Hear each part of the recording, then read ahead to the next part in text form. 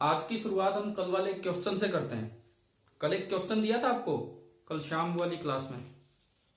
Yes, sir. क्या था, पहले तो सवाल बताओ क्या था। Magnetic field conservative and non-conservative. तो क्या क्या लगा आपको, क्या आंसर होना चाहिए? कंजर्वेटिव ही होना चाहिए sir. अब मैं आपको क्लियर करता हूं, देखिए इधर सुने। बड़ा कंफ्यूजिंग क्वेश्चन रहता है ये मैग्नेटिक फील्ड का, कि कंजर्वेटिव है कि नॉन कंजर्वेटिव, और आपको आंसर भी अलग अलग मिल जाएंगे। आधी जगह लिख देते हैं कंजर्वेटिव है, आधी जगह लिख देते हैं नॉन कंजर्वेटिव। अब आप ये समझो, सबसे पहली बात कि कंजर्वेटिव एंड नॉन कंजर्वेटिव इनकी जरूरत कब पड़ती है इन टर्म्स की। पहली बात ये कि इन टर्म्स की जरूरत कब पड़ती है। अगर किसी फोर्स का वर्क ओपन लूप में नॉन जीरो है, ओपन लूप में आपने पार्टिकल को चलाया और वर्क आया नॉन जीरो, लेकिन अगर आप किसी भी क्लोज लूप में चलाएं तो वर्क आए जीरो। देखो ध्यान से सुनो कि कब कोई फोर्स कंजर्वेटिव होगा। आप उस फोर्स का वर्क निकालो। इन एवरी क्लोज लूप, चाहे कैसा भी आप क्लोज लूप ले, उसमें वर्क आ रहा है जीरो, लेकिन इन सम ओपन लूप्स वर्क आ रहा है नॉन जीरो। तो जो ये फोर्स है ये कौन सी कैटेगरी में जाएगा, कौन सी कैटेगरी में? कंजर्वेटिव में। कि हर एक क्लोज लूप में तो उसका वर्क जीरो हो, और कुछ ओपन लूप में जीरो भी हो सकता है, लेकिन कुछ में नॉन जीरो भी हो, तो ये होता है कंजर्वेटिव। अगर आपका एफ नॉन कंजर्वेटिव है, अगर फोर्स है नॉन कंजर्वेटिव, अगर फोर्स है नॉन कंजर्वेटिव, तो सुने ध्यान से, इस केस में क्या होगा, नॉन कंजर्वेटिव वाले केस में, कि कुछ क्लोज लूप भी आपको ऐसे मिलेंगे। In some closed loops work done will be non zero. देखो बड़ा अच्छे से क्लियर करो ये चीज। अगर कहीं भी अगर आपको लगे कि कोई डाउट है तो पूछना, इसमें बीच में ही, यूं नहीं कि बाद में पूछ लेंगे, अभी पूछना। कंजर्वेटिव फोर्स क्या होते हैं? कंजर्वेटिव फोर्स वो होते हैं जिनमें किसी भी क्लोज लूप में, कैसा ही क्लोज लूप बना लो, उसका वर्क जीरो आए तो कंजर्वेटिव है, और ओपन लूप में कुछ ओपन में नॉन जीरो आता है उनका, ठीक है। नॉन कंजर्वेटिव कुछ क्लोज लूप में जीरो और नॉन जीरो दोनों मिलेंगे आपको इस तरह से।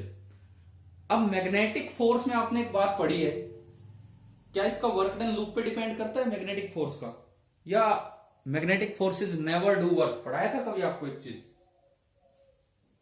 Yes, sir. कल मैं आपको जस्ट थोड़ा सा कंफ्यूज करने के लिए मैं वो नॉर्थ पोल को घुमा रहा था, तो वैसे एक बच्चे ने लगभग जवाब दे भी दिया था। बोले सर साउथ पोल भी तो होता है, दिया था ना, किसी ने बताया भी था वहां पे कि भाई नॉर्थ के साथ साउथ भी होगा। तो असल में फैक्ट तो यही है कि मैग्नेटिक फोर्सेस का वर्क हमेशा जीरो होगा, चाहे कुछ हो जाओ, मैग्नेटिक फोर्सेस का टोटल वर्क डन जीरो होगा, टोटल वर्क डन हमेशा जीरो होगा। अब क्या वो इस बात पे डिपेंड करता है कि आप क्लोज पाथ में चला के ले गए या ओपन पाथ में भी जीरो होता है? बताओ, क्या वो इस बात पे डिपेंड करेगा कि क्लोज पाथ में चलाए तब जीरो होगा, या ओपन पाथ में चलाए तब भी जीरो होगा? जीरो ही होगा सर. जीरो ही होगा। तो पहली बात तो ये आती है कि मैग्नेटिक फील्ड में कंजर्वेटिव और नॉन कंजर्वेटिव कंपेयर करने की जरूरत नहीं है। पहली बात ये, अभी मैं पूरा आंसर दूंगा आपको लास्ट तक। पहली बात ये कि मैग्नेटिक फील्ड में कंजर्वेटिव और नॉन कंजर्वेटिव कंपेयर करने की जरूरत नहीं, बिकॉज ये नॉनसेंस टाइप क्वेश्चन हो जाता है। क्योंकि ये सेंसफुल तब बनता है जब ये चीजें हो, ओपन और क्लोज दोनों को कंपेयर करके ये करें। अब मैग्नेटिक फोर्स तो एक ऐसा फोर्स है, उसका वर्क तो हमेशा ही जीरो होगा, चाहे क्लोज लूप हो चाहे ओपन लूप हो, तो कोई बात ही नहीं रह जाती कि कंजर्वेटिव है कि नहीं है, उसका तो फिक्स आ गया कि वर्क जीरो। बिकॉज अगर हम कंजर्वेटिव नॉन कंजर्वेटिव बताते तो एक प्रॉपर्टी जोड़ते हैं उसके साथ कि भाई क्लोज लूप की कैसा बना लो वर्क जीरो होगा, और ओपन लूप में जरूर ऐसे पाथ मिलेंगे, ओपन लूप जो होंगे, ओपन पाथ जो होंगे, उनमें जरूर कुछ ऐसे पाथ मिलेंगे जिनमें वर्क नॉन जीरो है। तो ये जो चीज है मैग्नेटिक फोर्स, इस कंडीशन को तो सेटिस्फाई कर रहा है, लेकिन क्या वो इस कंडीशन को सेटिस्फाई कर रहा है? बताओ। नहीं कर रहा। नहीं कर रहा। तो इसीलिए कहते हैं कि मैग्नेटिक, कभी भी आपको ना किसी पेपर में क्वेश्चन नहीं मिलेगा, मतलब मिला नहीं है आज तक, आया नहीं है, आने को तो आ जाए कुछ भी, कि वैसे मैं कह रहा हूं एग्जाम्स की बात कर रहा हूं, जो स्टैंडर्ड एग्जाम्स होते हैं, यूं किसी बुक में किसी ऑथर ने लिख दिया वो बात अलग है, कि आप किसी बुक में देख लो वो एक अलग चीज है। किसी एग्जाम में, स्टैंडर्ड एग्जाम में क्वेश्चन आया नहीं, बिकॉज ये बोला जाता है कि ये सेंसफुल नहीं है क्वेश्चन, कि मैग्नेटिक फील्ड कंजर्वेटिव है कि नॉन कंजर्वेटिव। क्यों सेंसफुल नहीं, वो मैंने आपको बताया कि इसका वर्क हमेशा जीरो। अब देखो दोनों तरह के तर्क, दोनों तरह की बातें जो रखी जाती है इसके पक्ष में, कुछ लोग कह देते हैं कि ये कंजर्वेटिव है, कुछ लोग कह देते हैं कि ये नॉन कंजर्वेटिव। मैं आपको दोनों रिजल्ट्स दे रहा हूं, लेकिन आप ये कंपैरिजन से दूर हटेंगे, आपको मानना ही नहीं है कि ये क्या है क्या नहीं है। इसकी प्रॉपर्टीज याद रखें, इसको नाम ना दें कि भाई ये कंजर्वेटिव है कि नॉन कंजर्वेटिव। देखिए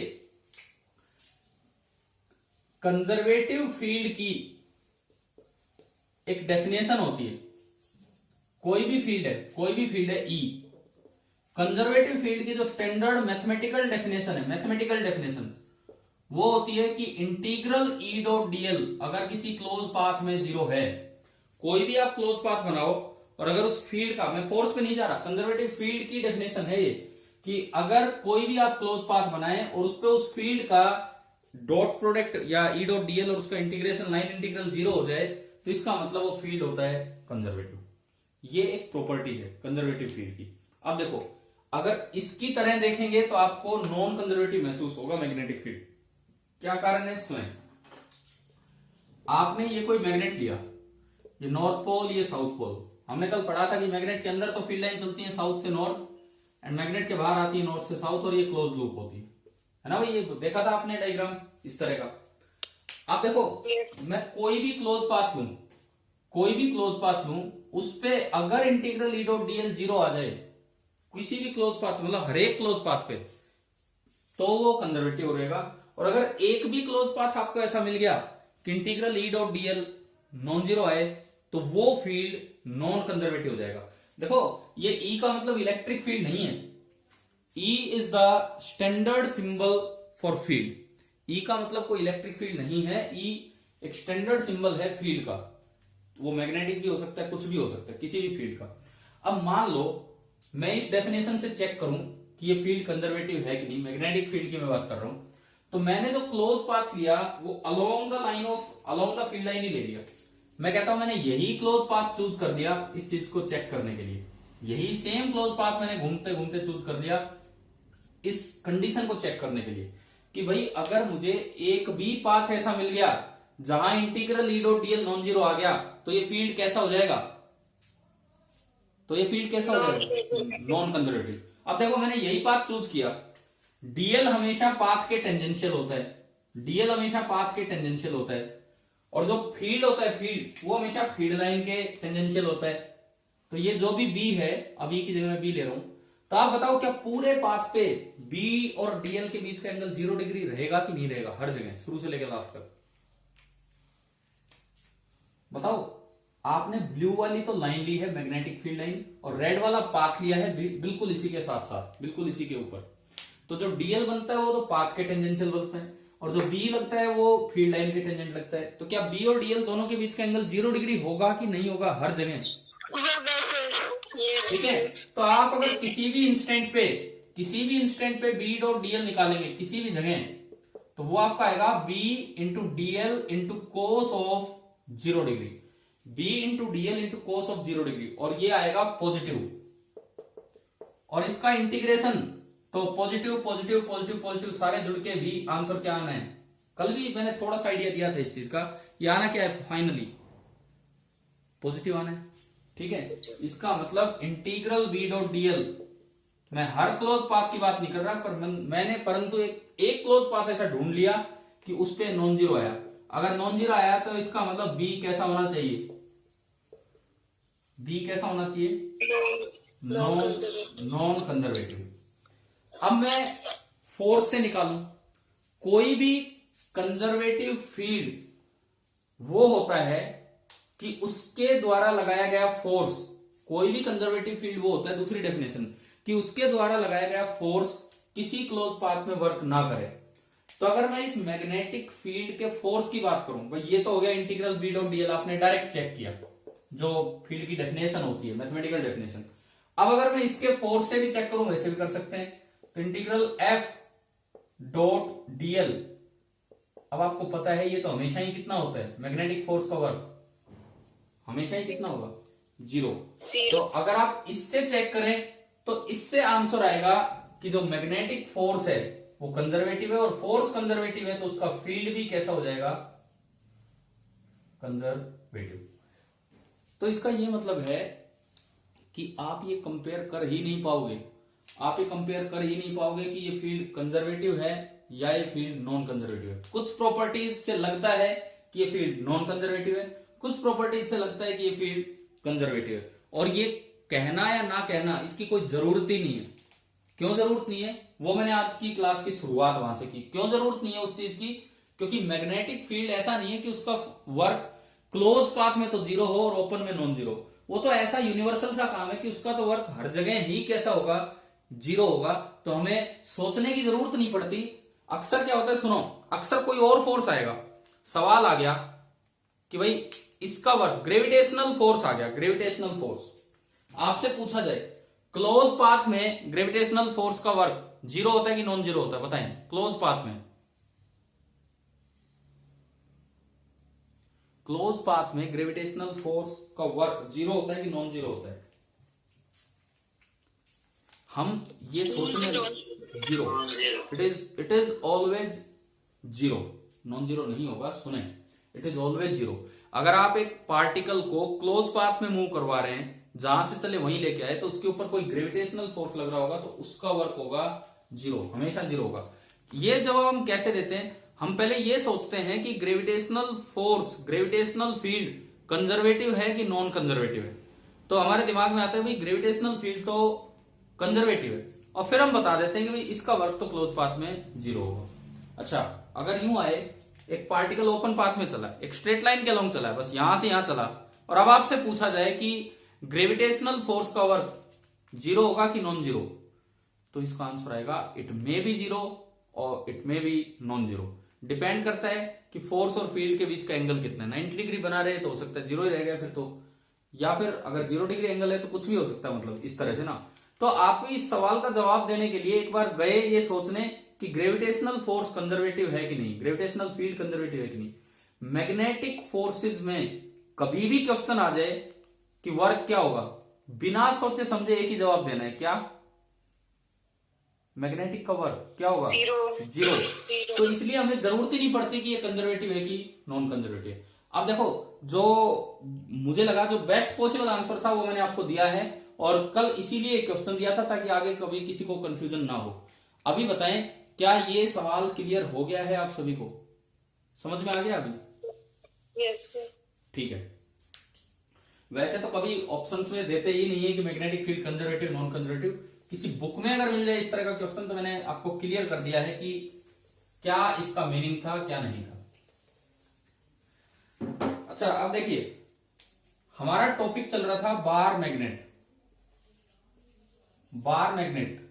अब इसमें जो बुक में तो अगला टॉपिक था bar magnet as an equivalent solenoid, उस पर फिर आएंगे। अभी आज की क्लास किस चीज पे, एक रिवीजन टाइप क्लास है। जो चीज हमने इलेक्ट्रिक डाइपोल में पढ़ी, हो सकता है बार मैग्नेट में, मुझे नहीं ध्यान, लेकिन हो सकता है कि पिछले चैप्टर में भी कभी शुरुआत में बता दिया हो, या हो सकता है ना भी बताया हो। जस्ट एक बार ये एक रिवीजन क्लास की तरह है। और दूसरी बात में ये सुनो, आपके जो मैंने आज एक सीपीपी भेजा आपके लिए, सुबह देख लिया था आपने सीपीपी? वो ना सीपीपी 3-4 में वो पूरी एक्सरसाइज में कवर करूंगा, और आपको मैं विद आंसर दे रहा हूं। जो भी स्टार मार्क है जिस भी ऑप्शन पे, विद आंसर देने का पर्पज यही है ताकि आपको जो डाउट हो आप बस वही पूछ पाए, नहीं तो आपको यही नहीं पता लगेगा कितने हुए कितने नहीं। विद आंसर में दे रहा हूं। सेक्शन ए दिया और सेक्शन बी दिया, 2 सेक्शन दिए हैं। अब ये कंटिन्यूअसली वो काम चलेगा। अच्छा, उसके नीचे जो एडिशनल होमवर्क दिया है मैंने, 1 चैप्टर एनसीईआरटी 2 एचसीबी, वो अभी तक जो काम हो चुका उस पे बेस्ड है। अब आपके पास कल संडे का टाइम है, आप कुछ ट्राई कीजिए भाई, और जो डाउट्स अपने व्हाट्सएप पे भेजिए। मैं इंडिविजुअली डाउट सोल्व करवाऊंगा आपसे, जैसे पहले करवाए हैं उसी तरीके से। 1-2 बच्चों ने भेजे भी हैं। मैं अभी तो आज +1 के लिए बिजी हूं, शाम को अगर टाइम मिला तो शाम को रिप्लाई देता हूं, नहीं तो कल, बिकॉज +1 का टेस्ट है मंडे को ना, तो उनके थोड़े ज्यादा वो करवा रहा हूं अभी टेस्ट के लिए, इस तरह से। ठीक है, फिर आप पे भी ध्यान देंगे। अभी सुने, बार मैग्नेट की एक ये रिवीजन क्लास है। किस तरह की क्लास है देखिए। सबसे पहली बात, एक बार मैग्नेट होता है, हालांकि पोल इंडिविजुअली एग्जिस्ट करते नहीं है, फिर भी हम मैथमेटिकली एक चीज एज्यूम कर लेते हैं कि यहां एक मैग्नेटिक चार्ज है, यहां एक मैग्नेटिक चार्ज है। कल का लेक्चर अपलोड नहीं किया है मैंने अभी, अगर किसी ने ना अटेंड की कल की क्लास तो कर दूंगा, लेकिन मैं बाद में। मैग्नेटिक चार्ज है या मैग्नेटिक पोल स्ट्रेंथ, ये वर्ड यूज करते हैं। इसको सिंबल दे देते हैं क्यू एम। क्यू फॉर जो इलेक्ट्रिक चार्ज होता था वो, और एम उसका मैग्नेटिज्म वाला। कई खाली एम भी लिख देते हैं, लेकिन खाली एम से फिर कंफ्यूजन क्या हो जाता है यार। एम हमने एक और भी चीज का सिंबल लिया था। एम बताओ किस चीज का सिंबल दिया था इसमें? Magnetic dipole. Dipole moment.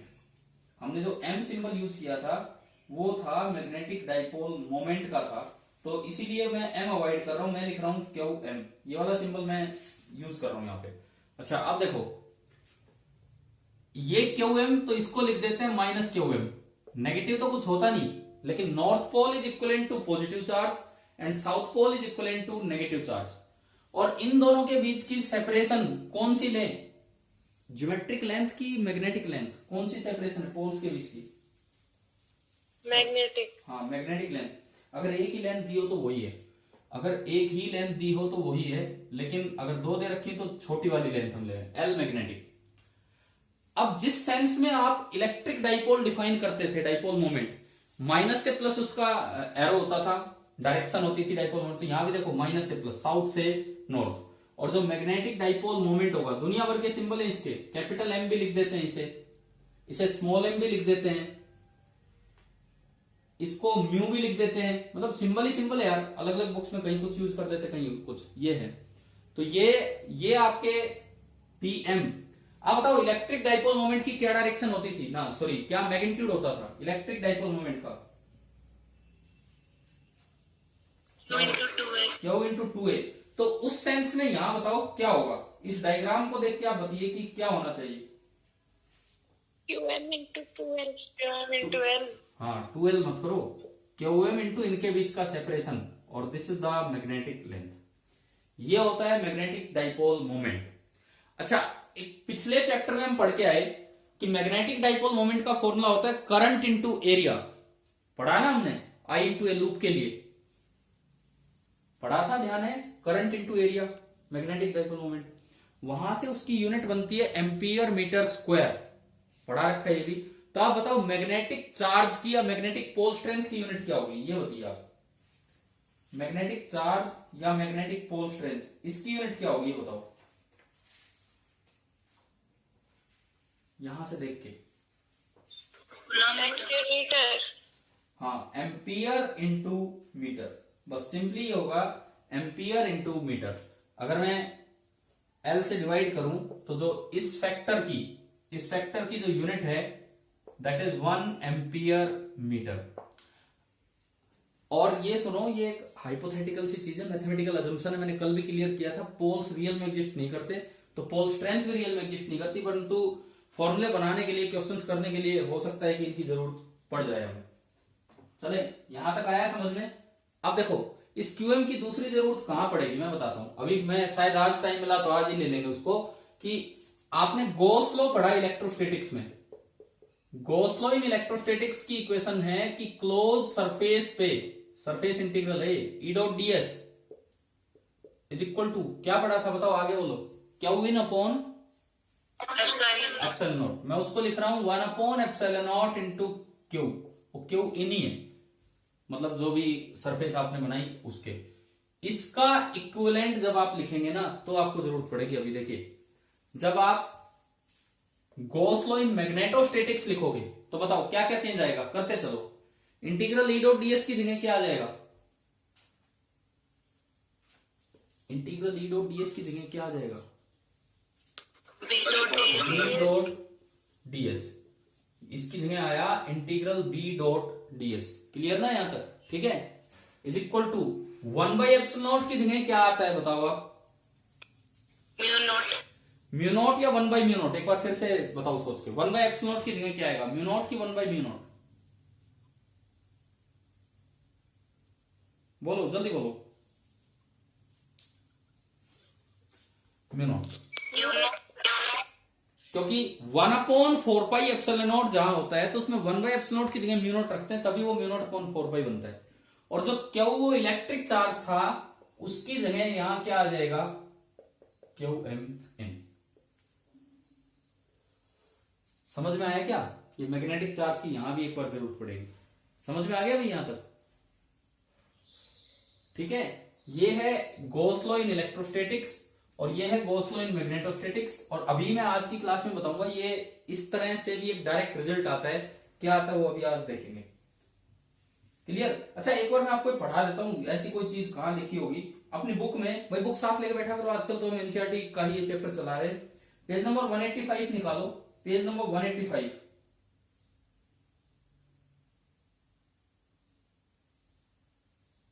हाँ जी, मिल गया पेज नंबर 185। यस। इसमें ऊपर देखो सी पार्ट है, ऊपर एक सी पार्ट है सॉल्यूशन में, उसका सेकंड पैराग्राफ पढ़ो। सी पार्ट का सेकंड पैराग्राफ मैं पढ़ रहा हूं, आप ध्यान दीजिए। इफ मोनोपोल्स एग्जिस्टेड, अगर मोनोपोल एग्जिस्ट कर रहे होते तो Gauss law of electrostatics convert होके क्या बन जाता? देखो एक इक्वेशन दिख रही है आपको, इंटीग्रल बी डॉट डीएस। इस पे सर्कल लगा लो। किस पे सर्कल लगा लो? जो गलती से लगा हुआ नहीं है। कहां पे लगाना है सर्कल? इंटीग्रेशन पे। Integral B dot ds over the surface S is equal to mu naught into q m, where q m is the magnetic charge. कोई भी मोनोपोल अगर एग्जिस्ट करता है तो ये मतलब ये इक्विवेलेंट फॉर्म है गॉस लॉ इन मैग्नेटोस्टैटिक्स की। परंतु मोनोपोल एग्जिस्ट ही नहीं करते हैं, परंतु कभी भी मोनोपोल एग्जिस्ट नहीं करते हैं, इसलिए ये जीरो ही होता है। ये मैं अभी क्लियर करूंगा थोड़ी देर में। चलिए आपको मैं एक इंपॉर्टेंस बता रहा हूं कि इस पॉइंट की क्या इंपॉर्टेंस है, क्यों हमने ये लिया। चलो भाई आगे बढ़ते हैं। क्या आपको मैग्नेटिक ये लिखना आ गया कि डाइपोल मोमेंट कैसे लिखा जाएगा? ठीक है, ये कोई बहुत एग्जैक्टली सही तरीका भी नहीं है क्यों एम लिखना ना लिखना, ये मजबूरी की बात है तो हमें लिखना पड़ रहा है, बिकॉज मैग्नेटिक मोनोपोल एग्जिस्ट नहीं कर रहे होते तो इसलिए हम एग्जैक्टली बता भी नहीं पाएंगे। अब मैं आता हूं फील्ड के ऊपर, डाइपोल का फील्ड, डाइपोल पे टॉर्क एंड डाइपोल की पोटेंशियल एनर्जी, उन चीजों पे आता हूं। सेम फॉर्मूले जो आप पीछे पढ़ के आए हैं, ऑलमोस्ट वही फॉर्मूले। हाँ सर, जो आइसोलेटेड मैग्नेटिक पोल होते हैं वो एग्जिस्ट नहीं करते हैं, बट जो इलेक्ट्रिक चार्ज होते हैं आइसोलेटेड वो कैसे एग्जिस्ट करते हैं? वो तो करते ही हैं। आइसोलेटेड आराम से पॉजिटिव चार्ज हो सकता है। एक न्यूक्लियस ऑफ अल्फा, एक न्यूक्लियस ऑफ हीलियम जिसे अल्फा पार्टिकल बोलते हैं, वो एग्जिस्ट कर रहा होता है। उसके अंदर 2 प्रोटॉन होते हैं, 2 न्यूट्रॉन होते हैं, कोई इलेक्ट्रॉन नहीं होता और ये एग्जिस्ट करता है। मतलब 2 प्रोटॉन मतलब पॉजिटिव चार्ज इंडिविजुअली एग्जिस्ट कर रहे हैं। लेकिन कहीं आपको अकेला नॉर्थ पोल नहीं मिलेगा। आप सोच रहे हो ये नॉर्थ है तो बगल में साउथ जरूर होगा, चाहे कितना ही छोटा टुकड़ा क्यों ना दे। ये मतलब है इस चीज का। भाई क्या इसके साथ इलेक्ट्रॉन होने जरूरी है क्या? क्या इसके साथ इलेक्ट्रॉन होने जरूरी है? नहीं है। ये अल्फा पार्टिकल अपनी इंडिपेंडेंट एग्जिस्टेंस रखता है। जबकि ऐसा होगा कि अगर कहीं नॉर्थ पोल है तो साउथ पोल साथ मिलेगा, 100% मिलेगा। ये मतलब है इस चीज का। ठीक है, चलो मैं आगे बढ़ूं। अब देखो, अब फील्ड डाइपोल हमने यार इलेक्ट्रोस्टैटिक्स में बहुत अच्छे से पढ़ा है, दुनिया भर के फॉर्मूले पढ़े हैं, कभी कुछ कभी कुछ कभी कुछ, और लास्ट में वो ब्रह्मास्त्र है ना, याद आ गया होगा, कोऑर्डिनेट फ्री फॉर्म। तो वो सारी की सारी चीजें यहां वैलिड है। मान लो भाई, अब वर्ड्स पे ध्यान देना। या तो लिखा हो ए मैग्नेटिक डाइपोल, या तो लिखा हो ए मैग्नेटिक डाइपोल, कोई दिक्कत नहीं है। या फिर बार मैग्नेट लिखा है तो उसके साथ ये वर्ड जरूर आना चाहिए, ये अ शॉर्ट बार मैग्नेट। क्योंकि हम जो फॉर्मूले याद करते थे 2kp/r3, kp/r3, वो कब लगते हैं? जब डाइपोल बहुत ही छोटा हो तब लगेंगे। अच्छा अब सुनो, ये एक्सिस है, ये इसका साउथ पोल, ये इसका नॉर्थ पोल, और ये इसका PM, और ये इक्वेटोरियल है, और ये कोई जनरल पॉइंट है। इस तरह से ही आप बहुत भी जनरल पे भी जाने की जरूरत नहीं, मैं सारे फॉर्मूले रिपीट नहीं करूंगा, मैं कोऑर्डिनेट फ्री फॉर्म पे चला जाऊंगा सीधा। पहले एक्सिस पे, अगर आप एक्सिस पे r डिस्टेंस दूर गए तो बताओ इलेक्ट्रोस्टैटिक्स में क्या फॉर्मूला हुआ करता था इलेक्ट्रोस्टैटिक्स में, 2p/r3। और उसकी डायरेक्शन होती थी जो p की डायरेक्शन है, तो यहां भी सेम ऐसे ही है, इस डायरेक्शन में b होगा, b ऑन द एक्सिस, उससे कंपेयर करके मैं निकाल रहा हूं 2 की जगह 2 के p अपॉन आर क्यूब, के वहां होता था 1/4πε0, यहां क्या होगा μ0 अपॉन 4 पाई, p की जगह यहां क्या आ गया pm बाई आर क्यूब। बताओ ये फॉर्मूला आया समझ में, वही बस सिमेट्री का यूज करते हुए हमने लिखा है। क्लियर हुआ सभी को? ठीक है। अब एक बात सुनो, सवाल आ जाए कहीं किसी क्वेश्चन में पूछा हो, the magnetic field due to a magnetic dipole is inversely proportional to r cube. बताओ सही है कि गलत है?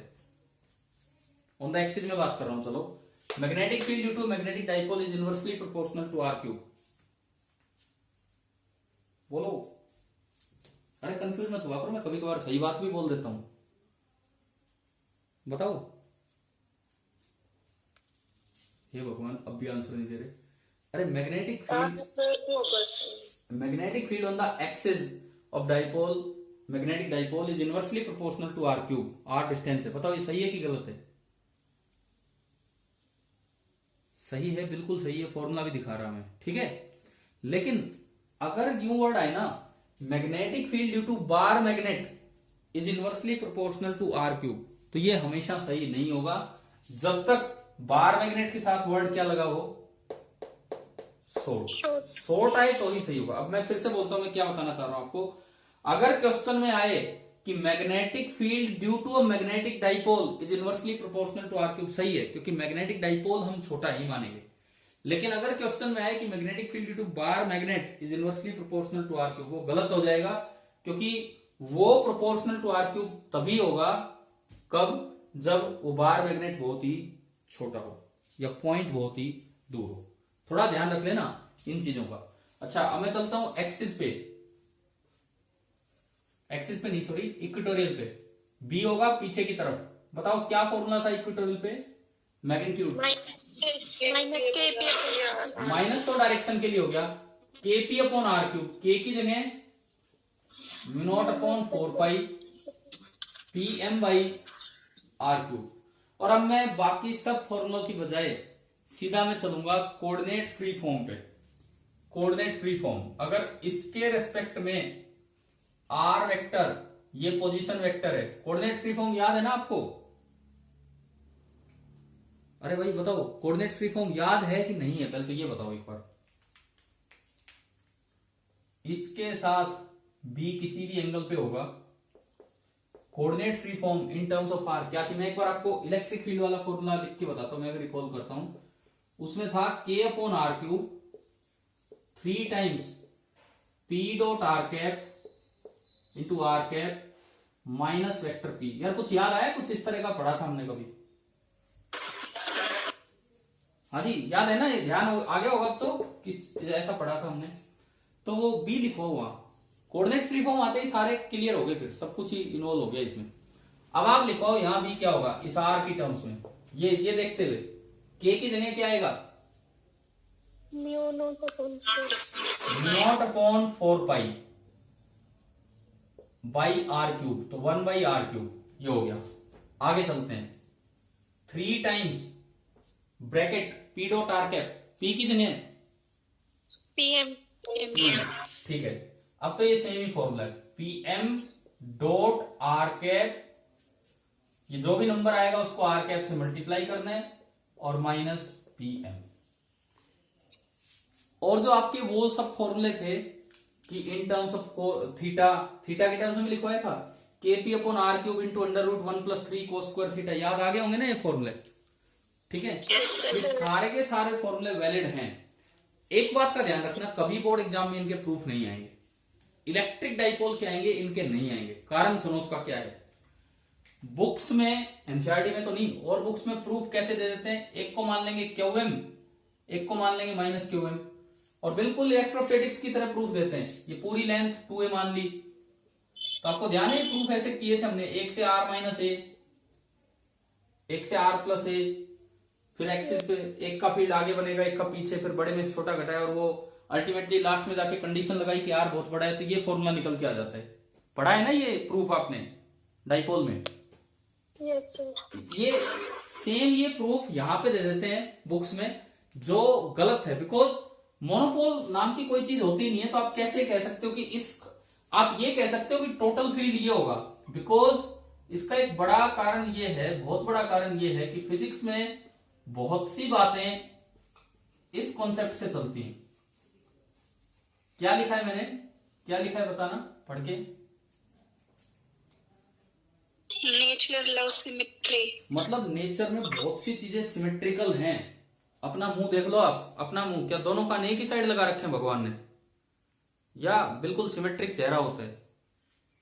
तो इस तरह से ना, इस तरह से बहुत सी चीजें नेचर में सिमेट्री के आर्गुमेंट से आगे बढ़ी हैं, बहुत सी चीजें। जैसे आगे हम पढ़ेंगे मॉडर्न फिजिक्स, मॉडर्न फिजिक्स जब हम पढ़ेंगे तो उसमें पता लगेगा कि जब आइंस्टाइन ने ये कहा कि लाइट जिसको लोग वेव मानते हैं उसका पार्टिकल नेचर होता है, तो डी ब्रोय ने कहा, प्रिंस लुइस विक्टर डी ब्रोय ने, कि जिसको लोग मैटर पार्टिकल मानते हैं उसका भी वेव नेचर होता है। कोई रीजन नहीं था, बस सिमेट्री आर्गुमेंट था, केवल सिमेट्री आर्गुमेंट, कि अगर वेव का पार्टिकल नेचर हो सकता है तो पार्टिकल का भी वेव नेचर होना चाहिए। उसी से पूरी एक फिजिक्स आगे बढ़ गई, एक नई फिजिक्स, मॉडर्न फिजिक्स, क्वांटम वाली पार्ट आगे चला। तो ऐसे ही क्या है, इनको बाई सिमेट्री माना गया और वेरीफाई किया गया एक्सपेरिमेंटली, तो ये फील्ड के फॉर्मूले बिल्कुल सही है। लेकिन इनके प्रूफ देना गलत हो जाएंगे कि आप QM और -QM लिख के अगर किसी बुक में दे रखे हो तो उसको अवॉइड करना, क्योंकि ये तो एग्जिस्ट ही नहीं करते हैं कभी। अच्छा, मैं आपको एक पॉइंट पढ़वाता हूं, एक बार अपनी बुक में आओ, पेज नंबर 177, पेज नंबर 177। हाँ भाई, निकाल लिया ना पेज? देखो अब इसमें टॉपिक है 5.2.3 dipole in uniform magnetic field. मिल गया? अरे यस। तो यहां नहीं पहुंचना, इससे पहला जो पैराग्राफ है, इससे जस्ट ऊपर जो पैराग्राफ है वो पढ़ो। देखो मैं पढ़ता हूं, आप ध्यान देना। Some text book assign a magnetic charge also called pole strength +QM to north pole and -QM to south pole of a bar magnet of length 2L। हमने जिसको LM बोला है मैग्नेटिक लेंथ, उसको इसने 2L बोल दिया symmetry दिखाने के लिए, and magnetic moment QM into 2L। अब उसके बाद देखो, field strength due to QM at a distance R is given by μ0/4π3/r²। आप बताओ, एक बात बताओ, एक बड़ा अच्छा पॉइंट इसने रखा है। एक इलेक्ट्रिक चार्ज होता है Q, उससे R डिस्टेंस दूर फील्ड का क्या फॉर्मूला होता है? एक इलेक्ट्रिक चार्ज है Q, KQ/r²। तो ये कह रहे हैं कुछ बुक्स ने क्या किया, इस चीज को यहां लगा दिया मैग्नेटिक फील्ड में कि ये QM है, तो जो मैग्नेटिक फील्ड होगा K वहां तो होता था 1/4πε0, यहां कितना बोल दिया, μ0/4π QM/r²। ये फॉर्मूला कहना गलत होगा, ये फॉर्मूले सही होंगे, ये फॉर्मूला एक्सपेरिमेंटली वेरीफाइड है, लेकिन एक अकेले का ये फॉर्मूला कहना गलत होगा। तो ये बुक ये कह रही है कि कुछ ऐसा लिख देते हैं। अब देखिए, सुनिए आगे। The field strength due to QM at a distance R from it is given by μ0QM/4πr²। आया समझ में? यही फॉर्मूला KQ/r² वाला। The magnetic field due to bar magnet is then obtained both for the axial and equatorial case in a manner analogous to that of electric dipole। ये कह रहा है कि बिल्कुल वैसे ही फील्ड कुछ बुक्स ने कैलकुलेट कर दिया होता है, जैसे इलेक्ट्रिक डाइपोल का निकालते हैं, एक बार +Q का, एक बार -Q का, एक्सिस पे भी और इक्वेटोरियल पे भी, बिल्कुल वो का प्रूफ। आगे लिखता है, the method is simple and appealing. Simple and appealing मतलब बच्चों को बड़ा मजा आता है भाई, क्योंकि उन्हें लगता है कि पीछे तो पढ़ के ही आए थे, फटाफट 5 पेज भर देते हैं, बोले वो तो पढ़ ही रखा है, लो फटाफट कर दिया हमने, इतना बड़ा काम कर दिया। लेकिन ये कहते हैं, however magnetic monopoles do not exist and we have avoided this approach for that reason. तो इसीलिए कह रहा है कि हम इनके प्रूफ नहीं दे रहे हैं, किसी भी कारण से कोई ऐसा नहीं होगा। तो किसी एग्जाम में आपसे इसके प्रूफ नहीं मांगे जाएंगे। बाई सिमेट्री आर्गुमेंट्स आप सीधा बोलेंगे कि ये आया है, लेकिन वो वाला तरीका अवॉइड करें, QM और -QM वाला, और इस तरह के फॉर्मूले भी अवॉइड करें। ये जो फॉर्मूला है ये। चलो अब ये बताओ, मैग्नेटिक डाइपोल का फील्ड लिखना आ गया आपको? हाँ भाई, विदाउट प्रूफ आपको फील्ड लिखना आ गया using symmetry arguments magnetic dipole का। Yes sir. अब इससे अगला टॉपिक जो आपकी बुक में है, dipole in a uniform magnetic field. Dipole in a uniform magnetic field, similar argument से आगे बढ़ेगा टॉपिक। अरे चैप्टर अच्छा लग रहा है कि नहीं, पहले ये बताओ, समझ में आ रहा है कि नहीं ये चैप्टर? और सर ठीक है, क्योंकि कई बार बच्चे इस चैप्टर को अवॉइड कर जाते हैं, पिछले में लगे रहते हैं, बोले वो है फिजिक्स, तो ये तो बोले पता नहीं क्या है, जबकि असल में तो ये है फिजिक्स। देखिए आप, dipole in an external magnetic field, dipole in an external magnetic field, एक एक चीज वहां वाली वैलिड है जो वहां हमने पढ़ा। सबसे पहली बात, यूनिफॉर्म बी में आप रखेंगे, यूनिफॉर्म बी में आप रखेंगे, सुनो वही सारी बातें हैं। ये एक बार मैग्नेट है, डाइपोल है, ये नॉर्थ पोल, ये साउथ पोल, तो वो उसका पीएम हो गया। और ये आपने आगे की तरफ अप्लाई किया है बी, और ये एंगल है थीटा, ये पीएम। पहली बात बताओ, मैं तीन चीजें आपसे पूछूंगा। Number 1 force, number 2 torque, number 3 potential energy. हाँ जी, नंबर 1 फोर्स बताओ। यूनिफॉर्म फील्ड में अगर इलेक्ट्रिक डाइपोल रखा होता है तो उस पर नेट फोर्स कितना लगता है?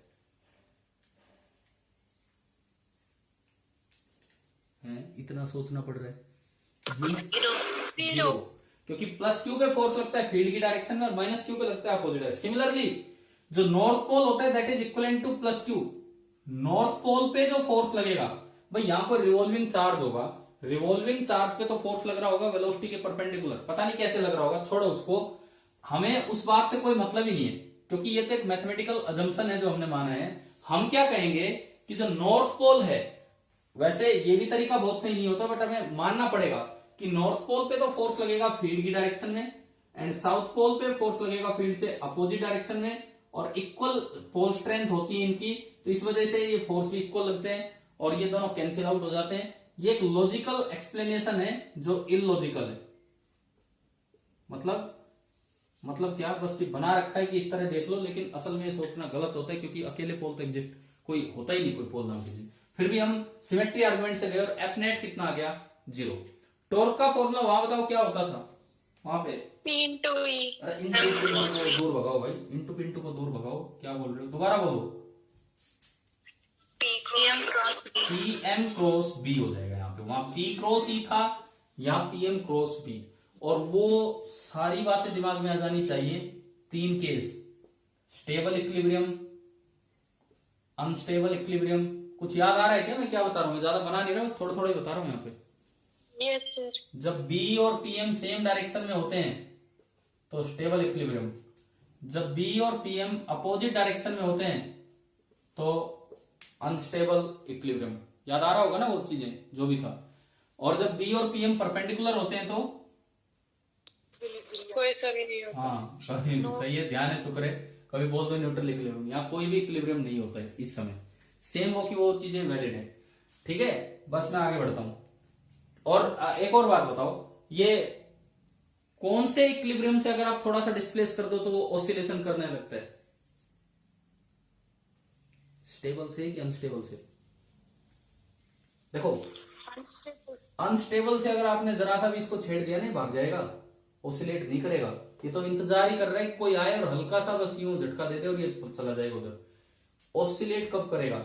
अगर आप इधर से थोड़ा सा डिस्प्लेस करके छोड़ेंगे तो ये वापिस आएगा और फिर रुक नहीं पाएगा ड्यू टू इनर्शिया और ये ऑसिलेट करेगा। आ गया समझ में? यस। इसमें एक और चीज मैं आपको याद दिलाता हूं, एंगुलर ऑसिलेशन में जरूर पढ़ाया होगा इलेक्ट्रिक डाइपोल में, कि अगर थीटा बहुत कम कर देते हो तो वो टॉर्क डायरेक्टली प्रोपोर्शनल हो जाता है थीटा के, साइन हट जाता है वहां पे, साइन थीटा नियरली थीटा, और उस केस में वो एंगुलर ऑसिलेशन बन जाता है एंगुलर एसएचएम। कुछ याद आया कि अगर डिस्प्लेसमेंट कम हो तो वो जो एंगुलर ऑसिलेशन है वो एंगुलर एसएचएम बन जाएगा। बताओ, ध्यान है? ठीक है, ठीक है। और हमने जरूर वहां पे टाइम पीरियड भी निकाले होंगे। मैं एक बार आपको फिर से याद दिलाता हूं, आप अपने कॉपी रिवाइज करना। देखो, बड़ी अच्छी क्लास है, आसान क्लास है, क्योंकि पीछे आपने पढ़ रखे हैं। वहां टाइम पीरियड होता था 2 पाई √I/PE। कुछ याद है क्या, बताओ ऐसा? Yes sir. ये प्रूव करवा रखा है, टॉर्क निकाला, देखो 2 मिनट का प्रूफ है। टॉर्क लिखा, किसी थीटा एंगल पे जाके टॉर्क होगा PE sin थीटा। अगर एंगल कम है तो साइन थीटा को आप थीटा लिख देते हो। टॉर्क को आपने लिखा I into alpha, where I is the moment of inertia, PE theta. यहां से अल्फा निकाला PE by I into theta. लेकिन फॉर एंगुलर SHM अल्फा होता है ओमेगा स्क्वायर थीटा, तो यहां से ओमेगा स्क्वायर आ गया PE बाई I, और यहां से ओमेगा आया √PE by I। Time period होता है 2 पाई बाई ओमेगा, तो ये आपका आ गया। आया, समझ में आया भाई ये क्वेश्चन? ठीक है। अब सेम ऐसा ही फॉर्मूला यहां क्या बनेगा बताओ? मैग्नेटिक SHM में टाइम पीरियड के TM मत लगा देना कभी कभी, मैग्नेटिक टाइम पीरियड, टाइम तो टाइम है यार, उसका क्या है? 2 पाई I की जगह क्या आएगा बताओ? कुछ आएगा कि यही आएगा? यही आएगा। यही आएगा, क्योंकि ये तो एक ज्योमेट्रिकल चीज है। I होता है मोमेंट ऑफ इनर्शिया। अगर वो बार मैग्नेटिक रोड की तरह है और सेंटर से एक्सिस जा रहा है, तो रोड का होता था ml²/12, तो इसका भी होगा ml²/12। ठीक है, आ गया समझ में? m मास है उसका। एक बार ये बताओ, एक क्वेश्चन में 2 लेंथ दे रखी हूं, एक ज्योमेट्रिक लेंथ, एक मैग्नेटिक लेंथ। आई को लिखने में कौन सी लेंथ का यूज करना है? आई को लिखने में जल्दी बोलो, टाइम नहीं है, जल्दी क्लास फिनिश करनी होती है। Geometric length. Moment of inertia को लिखने में जो बड़ी वाली लेंथ है वो लेनी होगी, ज्योमेट्रिक लेंथ। P की जगह आ जाएगा PM और E की जगह आ जाएगा B। और अगर आपको ये समझ में आ गया हो तो आज इस क्लास के बाद एग्जाम्पल 5.1 जरूर ट्राई करना, एग्जाम्पल 5.1। और ये क्वेश्चन जेई मेंस में आ गया था 2-3 साल पहले, as it is JEE Mains में, तो PMT नीट एग्जाम में भी आ सकता है, थोड़ा ध्यान देना आप इस चीज पे। हाँ भाई, टॉर्क वाली बात आ गई समझ में? टॉर्क क्या था? ठीक है। तीसरी चीज पोटेंशियल एनर्जी। बताओ पोटेंशियल एनर्जी का क्या फॉर्मूला होता था वहां इलेक्ट्रिक डाइपोल में? -PM.D। हाँ, तो यहां हो जाएगा -PM.D। अब फिर एक बात आती है, ये फील्ड कंजर्वेटिव है कि नॉन कंजर्वेटिव? वैसे तो सवाल पूछना ही नहीं चाहिए, करना भी नहीं चाहिए, लेकिन इससे लगता है कि पोटेंशियल एनर्जी कौन से फील्ड में डिफाइन होती है? पोटेंशियल एनर्जी कंजर्वेटिव फील्ड में डिफाइन होती है, तो इससे लगता है कि ये फील्ड कंजर्वेटिव है। तो बाकी हम तो बात ही नहीं करेंगे। चलिए, ये पॉइंट भी हो गया।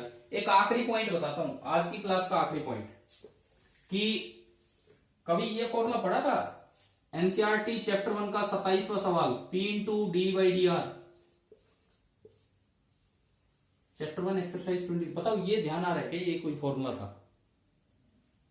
पढ़ा था। कब पढ़ा था? किस चीज का फॉर्मूला है ये?